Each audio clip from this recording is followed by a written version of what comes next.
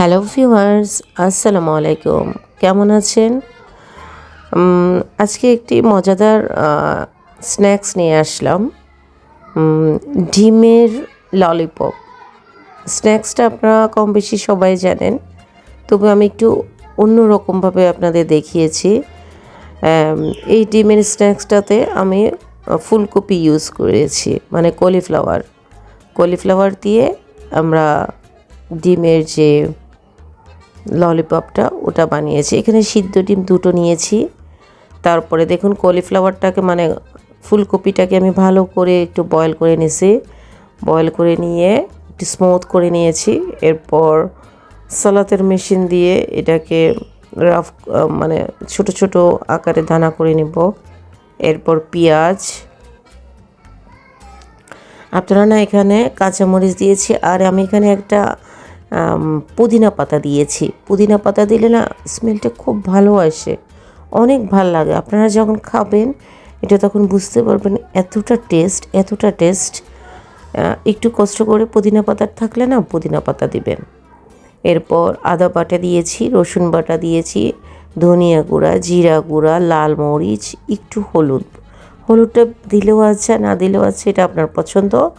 আর একটু লেবুর রস দিয়ে দিবেন, দিয়ে সবগুলিকে ভালো করে মেখে নেবেন। হ্যাঁ, এর মাঝে আমরা সল্ট তো অবশ্যই দিবেন, একটু টেস্টিং সল্ট দিবেন। টেস্টিং সল্ট দিলে ফ্লেভারটা ভালো আসে। একটু টেস্টিং সল্ট সহ দিয়ে সবগুলো মেখে নেবেন।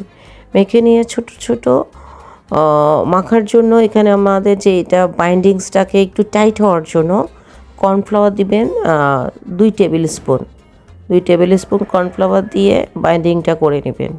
আপনি এখানে চাইলে কর্নফ্লাওয়ারের পরিবর্তে ব্রেড ক্রামও দিতে পারেন, তবে ময়দাটা অনেকে ইউজ করে। আপনারা ভিউয়ার্স ময়দাটা ইউজ করেন না, আপনারা এক কাজ করবেন, ব্রেড ক্রামটা ইউজ করবেন। ব্রেড ক্রামটা ইউজ করলে না ভালো হবে জিনিসটা। কর্নফ্লাওয়ারও দেওয়া যায়, হালকা পাতলা করে কর্নফ্লাওয়ার দিলে একটু স্লো আগুনে এটাকে কুকিং করতে হবে। এরপর আপনারা ভালো করে এটাকে মিক্স করে নেবেন। মিক্স করার পর ছোট ছোট গোল গোল রাউন্ড শেপ দিবেন। রাউন্ড শেপ দিবার পর এটা ড্রাই কর্নফ্লাওয়ার আছে না, কর্নফ্লাওয়ারে এটাকে একটু তাহলে জিনিসটা ক্রিস্পি হয়।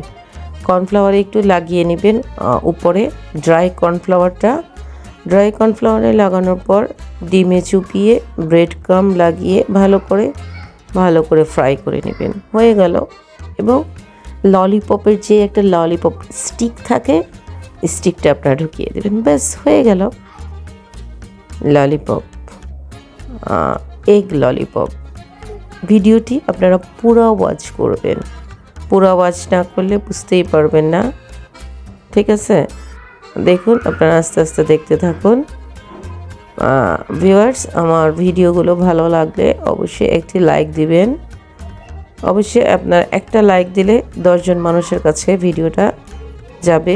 একটা লাইক, একটা সাবস্ক্রাইব করতে অবশ্যই ভুলবেন না, এবং পুরো ভিডিওটা ওয়াচ করবেন। অসংখ্য ধন্যবাদ আপনারা পুরো ভিডিওটি আমার ধীরে ধীরে ওয়াচ করার জন্য।